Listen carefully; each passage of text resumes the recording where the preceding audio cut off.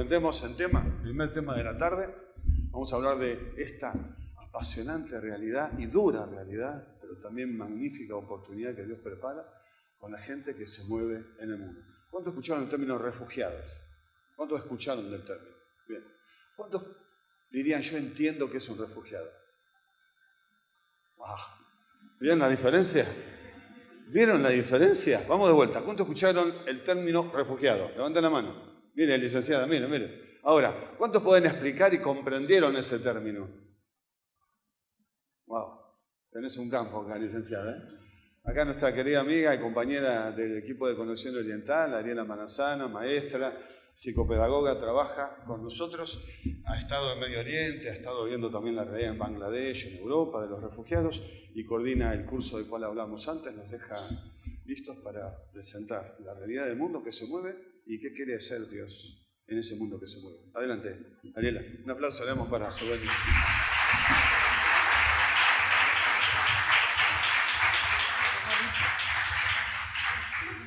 Gracias.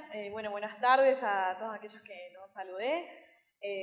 Como decía Daniel, yo soy parte de Conexión Oriental, ya hace desde el 2014 que pudimos viajar con un grupo.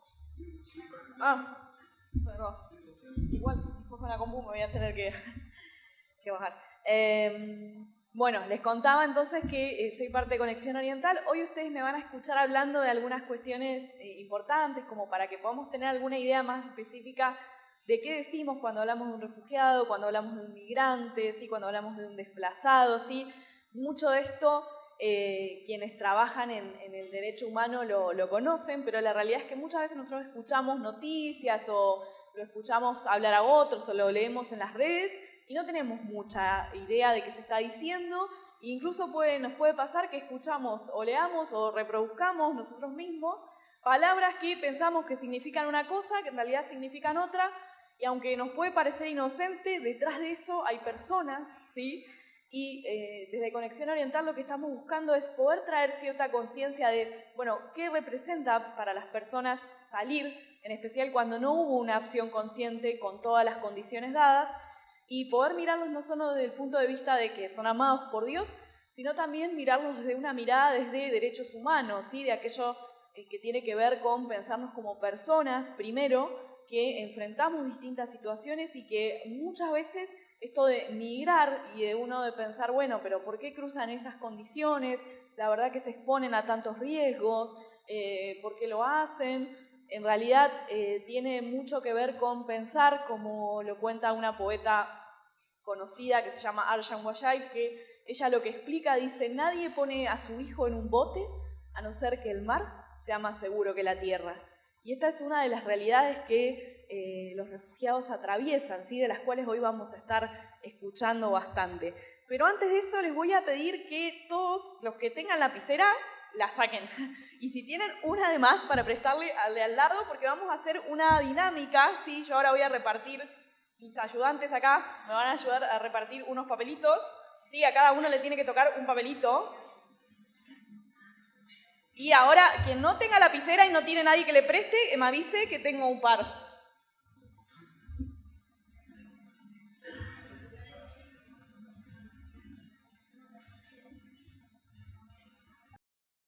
De manera individual, ¿sí? Les voy a pedir un poco que podamos, si se quiere, acompañar un relato que voy a hacer y que ustedes puedan imaginarse en esa situación, ¿sí? Fíjense la pregunta. ¿Qué te llevarías si tuvieras que huir de tu hogar? ¿Sí? Y los voy a poner en contexto. Vamos a imaginarnos como si cada uno de nosotros fuera un ucraniano, por ejemplo, que de un día para el otro, ¿sí? Sin mucho aviso, empezó una guerra, ¿sí? En mi país, que parecía imposible, que las semanas anteriores, cuando lo hablaban por la tele, entre nosotros hablábamos, ¿qué guerra? Si mi abuela es rusa, vivimos, conozco, mi amigo vive ahí, no va a pasar nada, ¿no? Y con muy poco tiempo de anticipación, en media hora yo tengo que decidir qué me llevo porque tengo que salir porque están bombardeando la ciudad vecina. Y no tengo tiempo para armar una valija, no tengo tiempo para planificar un viaje, ¿sí? Esto no me voy de vacaciones. Si yo no me voy, si no agarro a mi familia, a mis hijos, probablemente no podamos contar, si no podamos sobrevivir. Entonces, pensémonos en ese lugar y pensemos que en 20 minutos yo solo me puedo llevar 5 cosas, ¿sí? Y piensen qué se llevaría. Solo 5 cosas, ¿sí? Y en esas 5 cosas tengo lo opuesto, ¿sí? No es que voy a andar con la valija de 20 kilos a ver si en el aeropuerto pasa 1 kilo más. No, o sea, dentro de esas 5 cosas, si yo me tengo que llevar un celular, lo tengo que contar como lo mínimo a ver si lo puedo llevar puesto o no, porque no sé cuánto tiempo voy a tener que caminar o cuánto me va a bancar el auto si es que tengo vehículo para poder llegar a un lugar seguro, ¿sí? Entonces les voy a pedir que en ese papel ustedes anoten qué 5 cosas se llevarían que ustedes consideran fundamentales sin mucho tiempo para decir esto es lo único que me queda de mi vida, de mi hogar, de quizás toda mi historia. ¿Qué elijo? Les doy unos minutos para que lo piensen. 5 cosas que se puedan llevar. Recuerden el contexto, ¿sí? No me subo a un avión, no tengo una valija de 5 kilos, ¿sí? Lo tengo que cargar en la mano.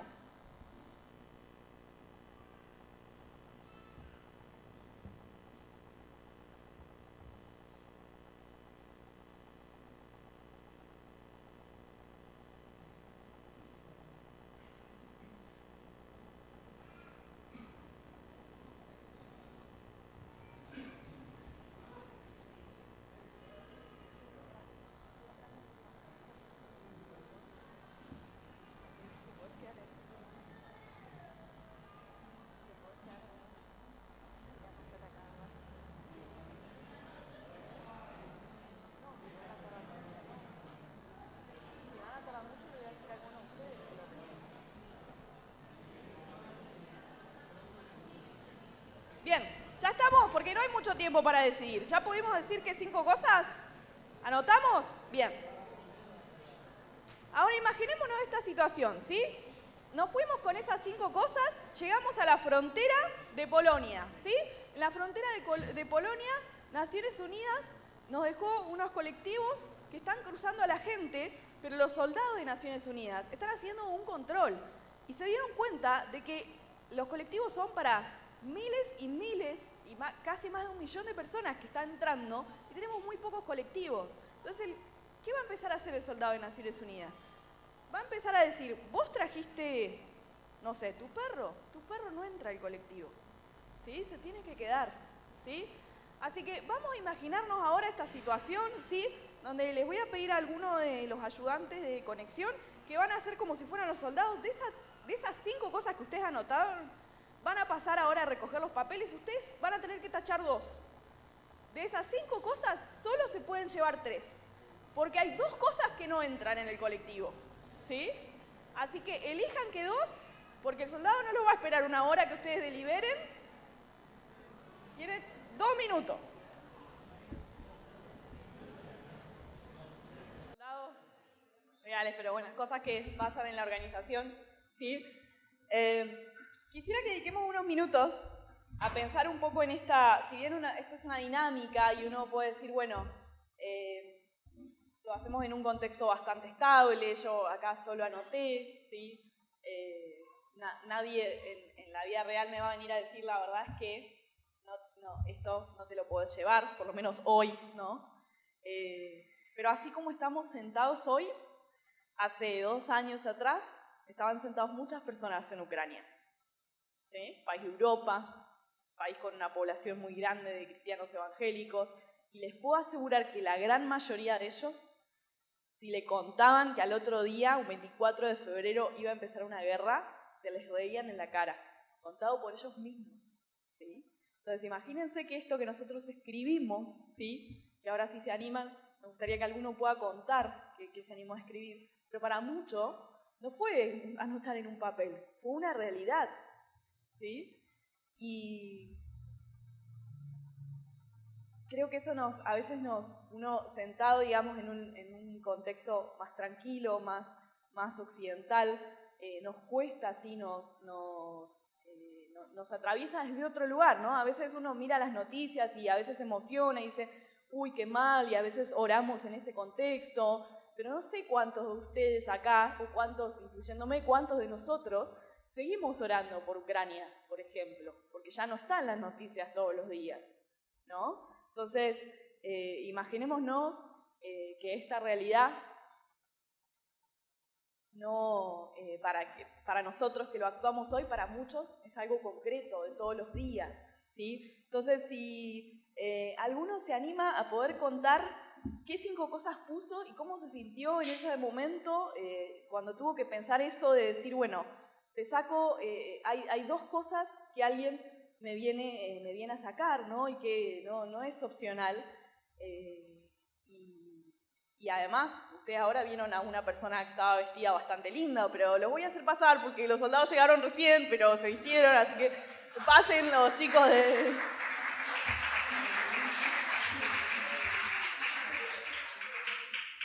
Imagínense que viene alguien así y me va a preguntar, ¿sí? Y no me va a preguntar amablemente, ¿sí? Entonces, también esta situación de tensión, ¿no? Porque yo soy una persona común, digo, y bueno, capaz alguno de ustedes por su contexto familiar conozca a personas militares, pero imagínense que muchos venimos del ámbito civil y capaz que la primera vez que lo vemos, que no lo vemos fuera de la tele, y la verdad es que nunca nos hemos enfrentado a una situación donde nos está increpando alguien, ¿sí? Nos está ordenando que nosotros dejemos todo lo poco que tenemos, que para nosotros representa nuestra vida, ¿no? Y les ponía el ejemplo del perro, porque puede parecer un poco frívolo, pero no sé cuántos lo pudieron ver en las noticias, porque con los animales pasó la cantidad de gente llorando que decía, este animal es mi compañero, estuvo conmigo toda mi vida y no me lo dejan subir, ¿sí? Porque no entraban en el colectivo los animales. Entonces, lo que implicó para las personas eso, y no era que los soldados eran amables, ¿sí? No los agredían porque eran compatriotas de ellos, pero no era que le decían, bueno, mi amor, pensalo, sentate un rato, yo sé que es importante para vos. No había tiempo, ¿sí? Para eso. Yo no sé si alguien se anima a contar qué 5 cosas pudo anotar, ¿sí? Acá. A ver. Bueno, le hicimos con Cristian, que no sé si me fue. Mochila, bolsa de dormir, navaja, celular y cargador. Ya lo tenemos pensado, porque uno nunca sabe. El cargador y la bolsa de dormir. ¿Alguien más? Uno más, allá. Bueno, yo me contactalicé, digamos, que soy soltero, digamos, no es para avisarlo, pero bueno, yo soy solo, entonces yo digo, bueno, estoy solo, ¿qué me llevo? Me agarro una mochila, pongo una manta, me pongo un jabón blanco y agarro la Biblia. Listo, con eso salgo. Nada más, cosa que no ocupar espacio en el colectivo, como decía vos, yo digo, bueno, ya está. Pero bueno, no sé si sabían que se iba en un colectivo. Pero bueno, sí, con eso ya estoy vivo. Bien. ¿Hacemos uno más? Hago uno más. De allá al fondo, ¿alguien se anima?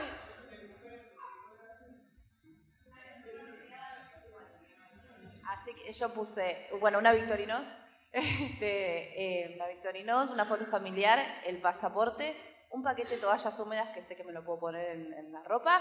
Y bueno, sabiendo el drama, igual me llevaba el perro, hasta el micro, aunque sea. Bien, gracias a los chicos, a los soldados que se sumaron. Los libero si quieren. Los escuchaba a ustedes y pensaba en algunas de las cosas que trabajando con refugiados les pasarían. Voy a traer tu ejemplo, Paul. Cruzás a Polonia. Ves que la guerra se extiende, ¿no? Estás con tu familia, tus hijos. En una de esas tu esposo cruzó, en una de esas no, lo dejaron del otro lado. El subsidio que te da Naciones Unidas, que te va a dar dependiendo de tu nacionalidad y tu color de piel probablemente, va a ser hasta que dure la atención mediática, ¿sí? 6 meses, 8 meses, capaz con una extensión, en este caso es europea, 1 año. Ahora la guerra se extendió, y vos tenés que salir a trabajar. Y vos tenés una profesión en la que te formaste. Y en la que tu ciudad, digamos, en tu país, la podés ejercer sin problemas. Ahora vos no te llevaste nada que dice que vos estás recibida de licenciada en letras. cuando vos vas a un lugar y le decís, bueno, pero yo trabajé tantos años de esto, a vos te van a mirar y te van a decir, ¿y a mí qué? Que vos no tenés un papel que diga que vos estudiaste eso. Vos acá lo somos servismesas. Y si nos parece, y si queremos, y si el país no está atravesado por situaciones mediáticas, sociales, políticas, donde no haya discriminación, no haya racismo, te contratamos.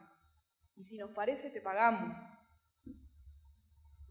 Todos aquellos que no pusieron, por ejemplo, títulos, ¿sí? Que no estoy diciendo que hayan puesto algo bien o mal, sino estoy contando un poco lo que nos pasaría, ¿no? En este ejemplo que vos traías, que bueno, yo me llevo pocas cosas, ¿no? ¿Qué pasa con mi pasaporte? Yo le voy a decir a alguien, bueno, pero yo soy europeo. Y, no sé, vos para mí parecés yo medio árabe. No me caes bien, no sé si sos terrorista, no sé si sos ruso. Y entonces...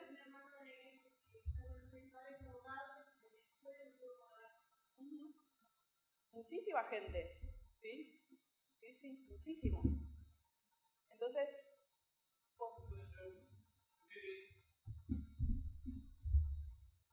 Perdón, le comentaba que un hermano de la iglesia es abogado de Venezuela y no pudo homologar su título. Sí, yo les podría contar, pero no me da el tiempo, muchísimas historias de refugiados, charlando con ellos, y les traje un contexto que a nosotros nos resulta amable en términos occidentales, porque a los ucranianos, por cuestiones políticas y sociales, que nos pueden parecer un poco crueles, pero que existen, son de los refugiados que más son aceptados.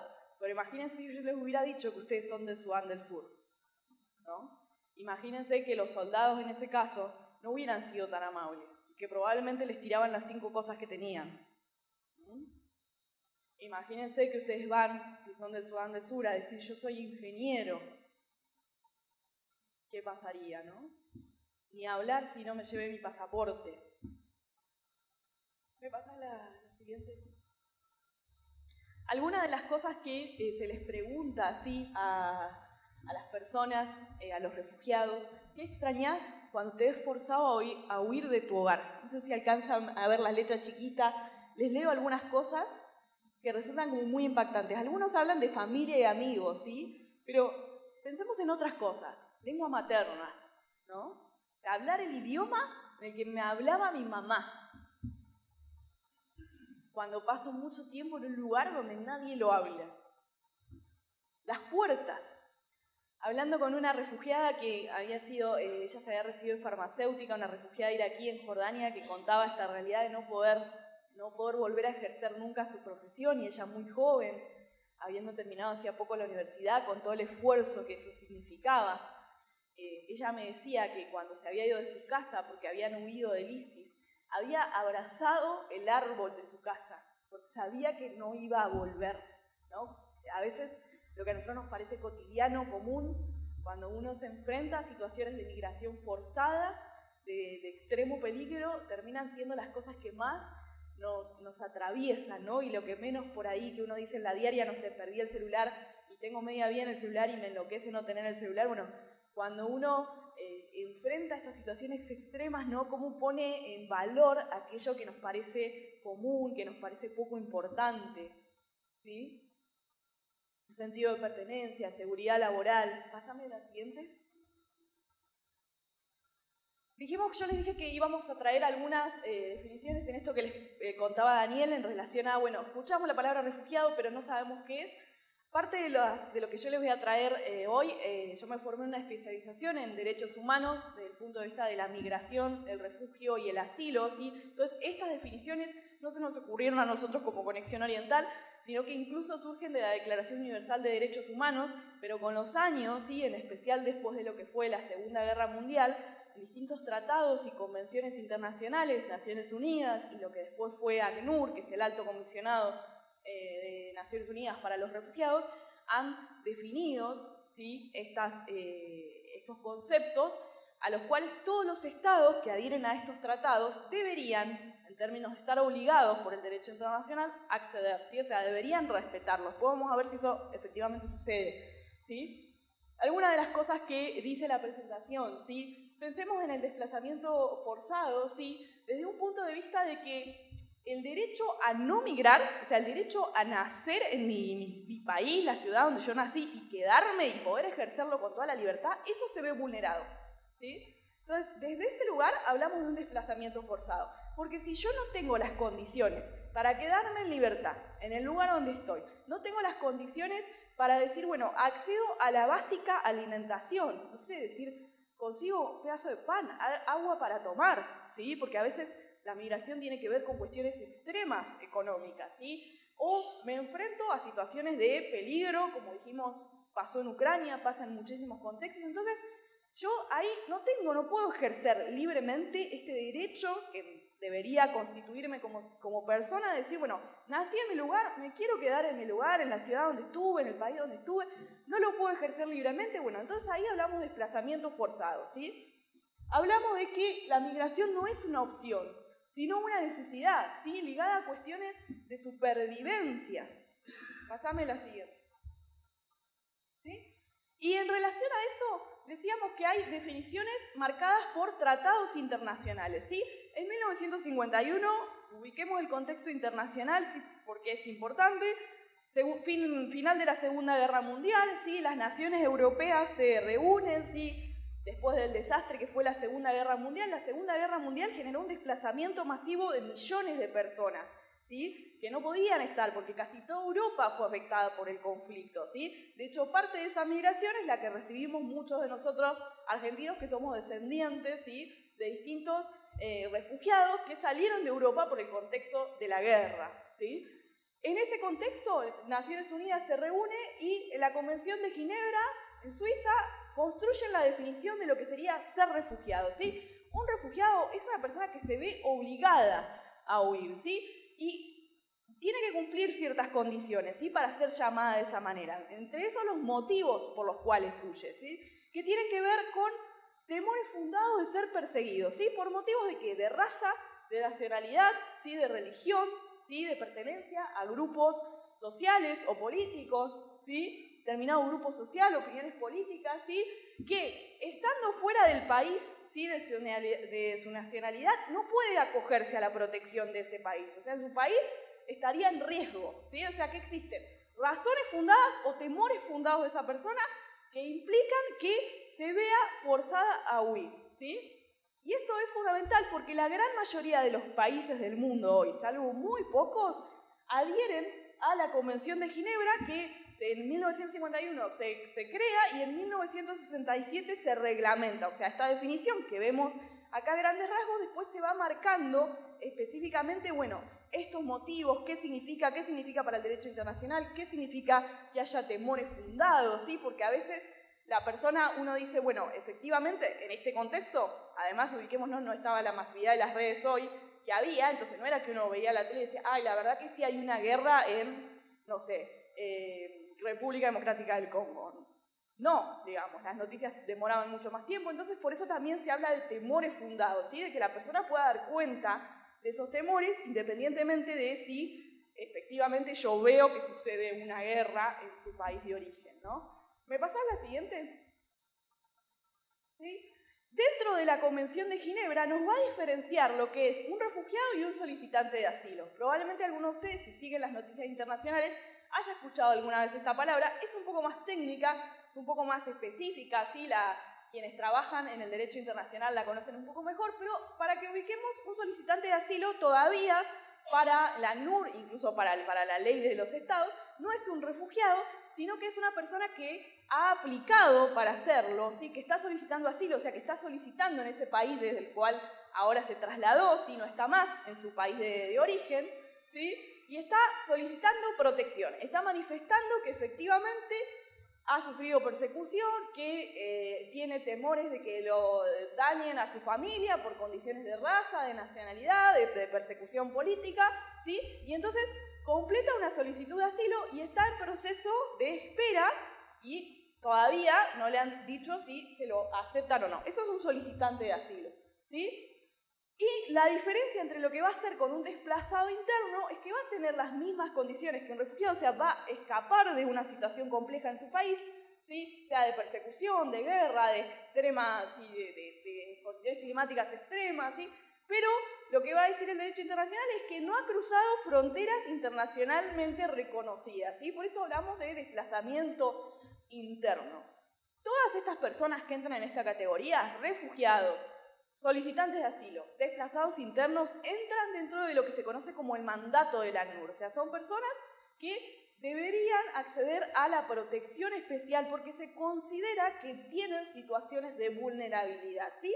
Esto lo decía ACNUR a partir de 1951, ¿sí? Pero si nosotros lo miramos desde el punto de vista de lo que Dios viene a decir, ¿sí?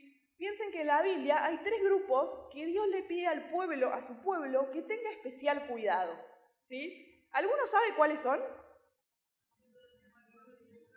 Bien, por acá adelante varios lo dijeron. Las viudas, los huérfanos y el extranjero, ¿sí? O sea que Dios, ya desde que Él inicia su plan hacia la humanidad, establece desde el vamos que quienes no estén en su país con las condiciones rodeadas de sus afectos, de su familia, de la seguridad que nos da estar donde conocemos, donde nos sentimos cómodos, iban a ser grupos vulnerables, ¿sí? Aún antes de todo el derecho internacional, aún antes de que se nos ocurra a nosotros, que las personas, los seres humanos tenemos derechos, de todas las conquistas que eso implicó, ya Dios lo estaba diciendo en su palabra y se lo estaba marcando al pueblo, ¿no? De que ame al extranjero, de que lo trate como un igual, ¿no? Entonces imagínense que si Dios se lo marca a su pueblo y por ende, por adopción, nos lo marca a nosotros, aun si todo esto no estuviera, pero con más razón, sabiendo ahora que esto está, ¿cómo nos recuerda a Dios que no estar en condiciones de seguridad, porque no estamos con aquellos con los que nacimos, a los que conocemos de toda la vida, requiere que los podamos mirar y que les podamos dedicar un especial cuidado,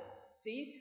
No solo con mirar la noticia y decir, la verdad que terrible esto que está pasando en Ucrania o en Palestina en este momento, sino de mirarlo desde un lugar mucho más comprometido, ¿sí? ¿Me pasás la siguiente?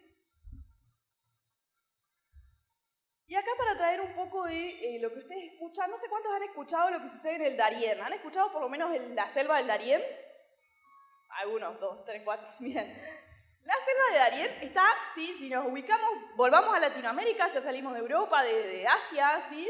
Volvemos a Latinoamérica, volvemos un poco más cerca a nuestro, ¿sí? La selva de Darién se encuentra en Panamá, ¿sí? Para aquellos que siguen un poco la realidad de lo que sucede en Venezuela, aparece bastante porque es muy atravesada por venezolanos, es parte del recorrido que están haciendo hoy miles y miles de personas todos los días, seguramente lo están haciendo en este momento, para llegar a Estados Unidos, ¿sí? Porque cuando salen caminando de Venezuela o de Colombia, ¿sí? Tienen que hacer el recorrido de poder pasar por Panamá y después los países de El Salvador, ¿sí? Nicaragua, antes de llegar, para poder llegar a México. Y la gran mayoría hoy, digamos, no apunta a México, pero la realidad es que se van a quedar estancados en México. Por la selva de Darién, que es una selva de las más peligrosas, que no está obviamente acondicionada para que ni hagamos turismo, ni mucho menos pasen miles de personas, ¿sí? Por día para llegar a otro país, ¿sí? Hoy hay muchísima gente que fallece, que padece condiciones terribles, ¿sí? Y que no solo pasan venezolanos o colombianos, sino que las organizaciones que están haciendo registro y control de todo lo que está sucediendo, ¿sí? Detectan que por esa selva hoy están pasando personas de Bangladesh, ¿sí? Personas de la India, personas de África, ¿sí? Personas de Medio Oriente, ¿sí? Se han detectado hasta sirios, ¿sí? Cruzando por la selva del Darién, ¿sí? Haciendo ese movimiento que se conoce como movimiento mixto. ¿Por qué vamos a hablar de movimiento mixto? Porque ustedes van a escuchar que las noticias hablan de gente que quiere llegar a Estados Unidos porque supuestamente es el país ideal y supuestamente ahí van a estar mejor, ¿sí? Y la gran mayoría de los medios que reproducen estas ideas de Estados Unidos hablan de migrantes ilegales y hablan de personas que quieren llegar para estar mejor económicamente. Bueno, en realidad eso no es tan fácil de determinar, ¿sí? Porque es muy difícil que yo pueda pensar, por ejemplo, hoy en una persona de Afganistán cuyo pasaporte no le permite entrada a prácticamente ningún país, ¿sí? Donde el talibán, desde que volvió al poder, ¿sí? Esto implicó de que toda la ayuda internacional de Afganistán se cortara, ¿sí? Y hoy hay millones de personas al borde de la hambruna. Es una persona afgana que no puede llegar a Europa porque enseguida lo encuentran y lo mandan de vuelta, ¿sí? Hace todo un recorrido para poder llegar, por ejemplo, a un país como Venezuela, ¿sí? Donde no va a haber un control sobre su visa, sobre su pasaporte, y va a empezar a caminar, ¿sí? Para poder llegar a Estados Unidos. ¿Sí? Entonces, ahí uno dice que no hay como una posibilidad certera de definir, la verdad que el afgano quiere el sueño americano. No, la realidad es que la realidad internacional pone tantas trabas para muchísimos refugiados y muchísimos migrantes, y esto que escuchamos en la teoría, lamentablemente hoy no lo están pudiendo cumplir muchos estados, entonces la gente va buscando caminos irregulares y se enfrenta a situaciones extremas, y lo que aparece cuando los estados se corren y cuando no se respeta el derecho son redes ilegales, ¿sí? Entonces, en estos movimientos mixtos vamos a encontrar muchísima gente atravesada por distintas razones que no son tan sencillas de determinar y que se encuentran caminando todos en conjunto, ¿sí? Entonces ustedes van a encontrar que por la selva de Darién puede cruzar una familia venezolana que se encontró con una persona de Bangladesh que vivía en un campamento de refugiados de hace un montón de años en condiciones pésimas, donde les puedo asegurar que para nosotros sería como un gran basural, porque tienen su tienda y son 4 palos de bambú con las bolsas de basura que envuelven las bolsas negras de basura, y ahí viven. Entonces, uno se puede pensar a preguntar, de decir, bueno, Bangladesh está re lejos de Estados Unidos, ¿qué hace? ¿Por qué se pone a los riesgos de cruzar una selva, de caminar miles y miles de kilómetros? Pero no sé qué tanto lo pudo pensar si toda su realidad durante años pasó por vivir en una tienda hecha con bolsas de basura, donde cuando llueve, que llueve durante 6 meses del año, el agua le llega a la cintura, ¿sí? Entonces hablamos de movimientos mixtos porque no hay condiciones dadas para poder elegir migrar libremente, ¿sí? ¿Me pasás la siguiente? Y esto es importante que podamos empezar a concientizar y que podamos trabajar incluso con el contexto que tenemos a nuestro alrededor, porque hoy se habla mucho de la migración, ¿sí? Se habla en las noticias, lo escuchamos a veces hablar en determinados contextos y discursos políticos. Es importante que sepamos que nadie elige ser refugiado. Créanme que nadie elige vivir en esas condiciones, ¿sí? A veces uno escucha, no, pero la verdad que incluso pensando en nuestro contexto, ¿no? En cuando uno escucha a veces de la migración venezolana o la migración de países limítrofes, de Bolivia, de Paraguay, y dice, no, porque acá vienen y viven de los planes, ¿sí? Y a veces nos encontramos reproduciendo esas cosas, con mucho desconocimiento de lo que pasa del otro lado, ¿sí? Yo insisto con esto que traen ellos mismos, nadie elige ponerse en riesgo, ¿sí? Nadie huye de su casa, a no ser que su propia casa le esté diciendo que se vaya, ¿sí? Pásame la siguiente. Algunas cuestiones como para que ustedes tengan en cuenta cuando la declaración se firma en 1967, el contexto estaba pensado para la realidad europea, ¿sí? Y la gran mayoría de estados que adherían en ese momento pensaban los refugiados de la Segunda Guerra Mundial. Pero el contexto cambió, ¿sí? Entonces tenemos en 1984 una declaración de Cartagena, Colombia, que vino a actualizar esta definición de refugiado, que vino a pensar de que hay un montón de realidades que la declaración de 1951 no contempla, ¿sí? Que tienen que ver con pensar la realidad de la migración o del refugio en relación a la pobreza, la extrema pobreza, o los grandes eventos climáticos, ¿sí? O los estados donde la realidad interna de cada estado, ¿sí? Guerras civiles, altos conflictos, no permiten que yo pueda vivir libremente. Entonces la Declaración de Cartagena vino a ampliar las definiciones de refugio y a poder decir, bueno, estas personas también que huyen porque en su país hay una sequía desde hace 10 años y son todos, viven todos de la tierra, son granjeros o vivían de las vacas, de los animales que tenían, que es lo que está sucediendo en muchos países de África. La verdad que hace 10 años que no llueve. Esta gente no dice libremente, yo me quiero ir a Estados Unidos, porque en Estados Unidos voy a vivir como las películas. Nunca vi una película, ¿sí? Entonces, la Declaración de Cartagena lo que hace es pensar, bueno, refugiados también son estas otras personas. Lamentablemente, todavía la Declaración de Cartagena, no todos los estados han adherido, ¿sí? La gran mayoría de los países de Latinoamérica sí adhirió a la Declaración de Cartagena, entre esos Argentina, ¿sí? Pero hay muchos estados que todavía no han adherido y por lo tanto no respetan esas definiciones del refugio. ¿Me pasás la siguiente? Algunos datos actuales que ustedes si quieren, yo sé que estoy yendo rápido y que por ahí les estoy dando como mucha información, pero después ustedes pueden buscar como específico en la página del ACNUR estos datos son del último informe de ACNUR de tendencias globales. Hoy hablamos de 117,3 millones de personas casi 100, se está redondeando a 120 millones de personas, porque estos datos son se hicieron el análisis del año pasado, o sea, de todo el 2023, de personas acá refugiadas, solicitantes de asilo y desplazados internos. O sea, en todo ese conjunto están todas esas personas. Son muchísimas personas. Si me pasás la siguiente, vamos a ver el cambio del año pasado, ¿sí? De lo que fue 2013 a 2023, en 10 años, ¿sí? Cómo aumentó exponencialmente el número, y la realidad es que va a seguir aumentando.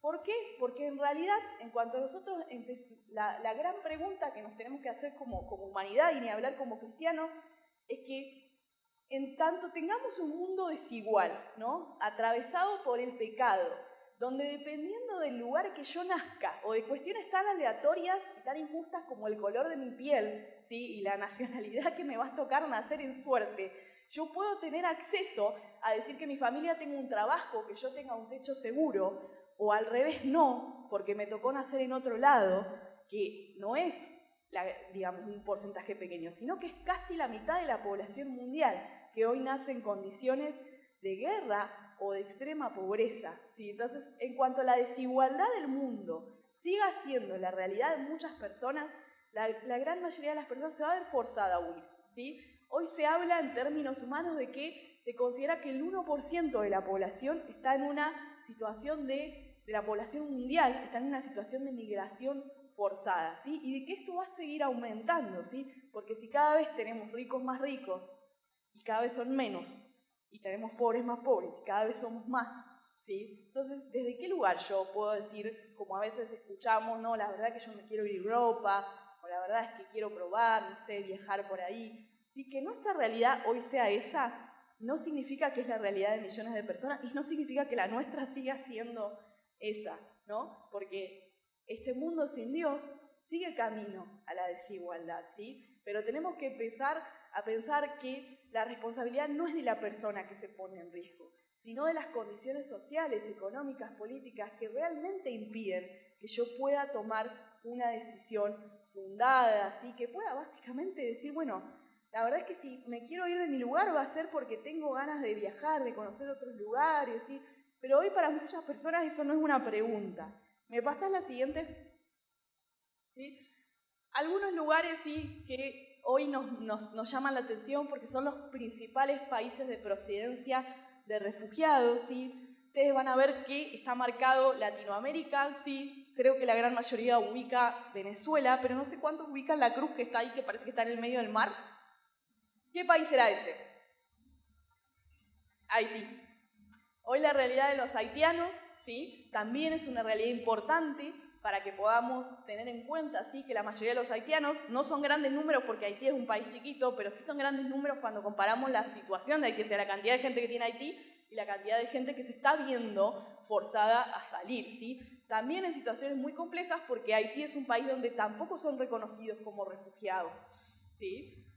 Del otro lado, ustedes van a ver realidades que quizás conocen, ¿sí? La realidad de Siria, por ejemplo, la realidad de Afganistán, ¿sí? La realidad en el caso de Europa mencionamos Ucrania. No sé cuántos ubican abajo, yo mencioné ese país, ¿sí? Del lado del sudeste de Asia, ¿sí? La realidad de Bangladesh y Myanmar, que son dos países muy complejos con una población muy grande, también hoy de migración forzada, ¿sí? Por situaciones de extrema pobreza, y en el caso de Myanmar, por un gobierno militar, ¿sí? Que activamente persigue a su población, ¿sí? Y un Estado que se considera fallido porque se considera que está siendo manejado por grandes grupos de narcotráfico y de trata, ¿sí? Para la gran mayoría de las personas en Myanmar cruzan al lado que está Tailandia, pero paradójicamente Tailandia, siendo un destino internacional mundial donde la gente va a conocer las playas lindas que tienen, para ellos no hay ahí un lugar de turismo, para ellos hay una realidad de apatridia. Esto quiere decir que nunca van a ser reconocidos como nacionales de ningún país, ¿sí? Porque donde nacieron en Myanmar había persecución, hay guerra, hoy no hay funcionamiento de lo que nosotros conocemos como registro civil, entonces no tienen ningún papel que diga quiénes son, cómo se llaman, cuándo nacieron. Tailandia es un país que no adhiere a la mayoría de las convenciones, por ejemplo, tampoco adhiere a la Declaración de Cartagena, entonces no va a reconocer nunca a esa persona que tiene un nombre y apellido, que nació tal día, nunca le va a dar un documento, si esa persona es un NN, o sea, nunca va a existir para el mundo. Y esta es la realidad hoy de miles y miles de niños y de familias en Myanmar. Si recuerdan la historia de los chicos que se quedaron en la cueva allá por el Mundial pasado, no sé cuántos se acuerdan de eso, en el 2018, que quedaron atrapados en una cueva, 2 de esos niños eran de Myanmar y eran apátridas. Y tuvieron que salir en las noticias de todo el mundo para que solo a esos niños se les diera la nacionalidad, ¿no? Solo porque se quedaron atrapados en una cueva. Pero toda su familia sigue siendo apátrida hoy. ¿Me pasás la siguiente?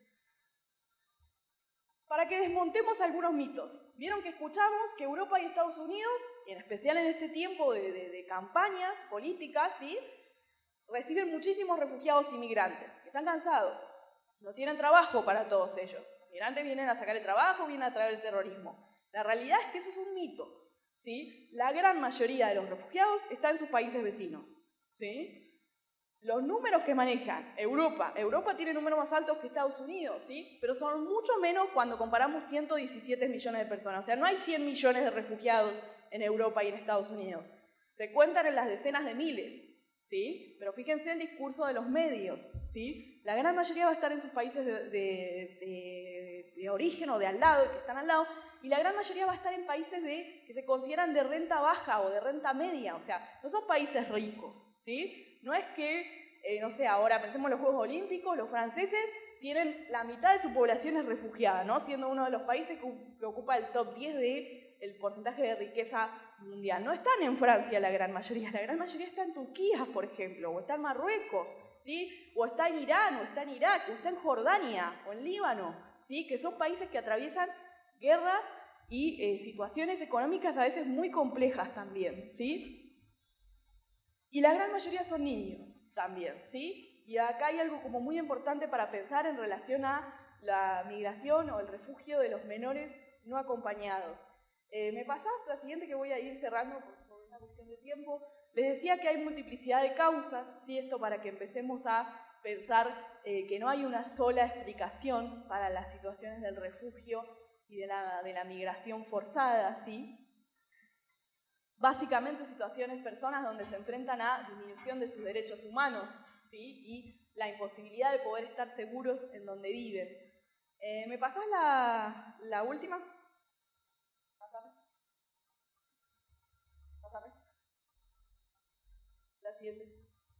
Bien. Voy a ir cerrando. Hay muchísima información que nos gustaría compartir. Quédense porque la jornada sigue. Es importante que nosotros sepamos de que esto está en el corazón de Dios. Bueno, la mayoría de ustedes que está acá, por algo hoy está acá, ¿sí? Y escuchaba cuando traían las distintas iglesias que hay. Creo que es una de las cosas más lindas que podemos hacer. Para mí uno de los aprendizajes más fuertes que tuve la primera vez que salí a Medio Oriente, siendo bastante más joven y viniendo quizás de contextos de iglesias donde uno, bueno, no había conocido tantas denominaciones, es darme cuenta. En Medio Oriente están las iglesias más antiguas del mundo, de las más perseguidas del mundo, después el pastor Luis les va a contar, pero están los primeros, quienes fueron llamados primeros cristianos, fueron llamados en Turquía, ¿sí? Y cuando uno entraba a esas iglesias, veía iglesias que a nosotros nos sonarían quizás, las recordamos como más católicas o más ortodoxas, o templos como muy antiguos, cristianos que siguen rituales que a nosotros nos resultan extraños, pero cuando ellos hablaban y nos contaban la persecución a la que se habían enfrentado siendo refugiados en Jordania, la verdad es que yo sentía que ellos me enseñaban a mí a vivir una fe y enfrentarme al costo de una cruz que yo no había visto nunca. Y una de las cosas que Dios me enseñó es que Dios no nos va a permitir, yo estoy convencida de esto, en el cielo Dios no nos va a preguntar si fuimos bautistas, pentecostales, y perdónenme si suena muy radical, pero a Dios no le interesa eso, y me parece genial que podamos estar de distintas denominaciones, que podamos pensar de que en realidad amar al otro y poder contarles de lo que significa la cruz de Cristo no tiene que ver necesariamente con las formas, los lugares en los que a mí me guste congregarme, sino que tiene que ver con mirar al otro y poder pensar de que ese otro sin Cristo se muere, ¿sí? Ni hablar si además de eso podemos pensar de que no solo que sin Cristo se mueren, sino que además su realidad, su condición hoy social, hace que esté en una situación mucho más vulnerable, ¿sí? Mi papá les decía que no nos tenemos que ir tan lejos. Es muy probablemente que si ustedes piensan un poco, conozcan a alguien que viene de Venezuela, aquellos que vienen de o han estado en ciudades más grandes como Buenos Aires, Rosario, conozcan a familias que vienen de Haití o de Senegal, ¿sí? Poblaciones que enfrentan situaciones muy extremas y que probablemente no hayan venido a Argentina pensando, la verdad que en Argentina voy a cumplir mi sueño, voy a ser exitoso económicamente, ¿sí? Y hoy Dios las está acercando a nosotros, ¿sí? Y va a haber muchas veces que nosotros nos tengamos que mover hacia donde ellos están, y si ese es lo que Dios te está marcando, te invito a que puedas decir sí, Señor, porque realmente para muchos de los refugiados es muy difícil poder escuchar quién es Jesús, en especial porque están en países de asilo donde está prohibido muchas veces predicar, ¿sí? Pero para muchos de nosotros que no salgamos, también vamos a tener, quizás si miramos un poco y salimos un poco de mirarnos a nosotros mismos, a personas que están atravesando situaciones vulnerables de migración, de refugio, ¿sí? Entonces, que el dolor ajeno no nos sea indiferente, ¿no? Algo de lo que Conexión viene a traer es que muchos de nosotros atravesamos situaciones de dolor, de sufrimiento, y a veces eso nos atraviesa tanto nuestra propia situación personal que nos impide ver que alrededor nuestro la situación está mucho peor, ¿no? Entonces, que podamos levantar la mirada, porque es muy probable, y esto está estudiado por psicólogos, por profesionales de salud mental, que cuando yo miro y ayudo al dolor del otro, parte de mi dolor también se sale. Si no, Dios no nos hubiera pedido que miremos al otro y que amemos al prójimo como a nosotros mismos. La invitación también es poder mirarlos a ellos. Pásame la siguiente. Fíjense este pasaje de Mateo 25, ¿sí? Porque tuve hambre y ustedes me dieron de comer, tuve sed y me dieron de beber, fui extranjero y me hospedaron, no tenía ropa y ustedes me vistieron, estuve enfermo y me cuidaron, estuve en la cárcel y me visitaron.